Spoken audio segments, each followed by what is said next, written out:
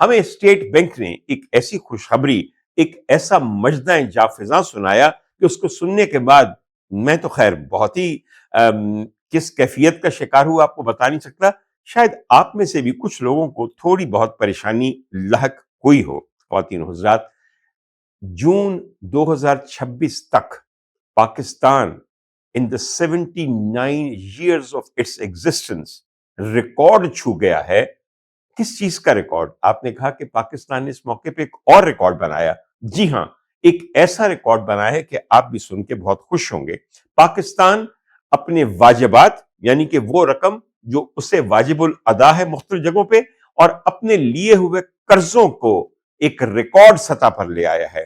اب پاکستان 79 سال کے بعد، 79 سال کے بعد 100 کھرب روپے کا مقروض ہے. کتنے کا؟ 100 کھرب کا.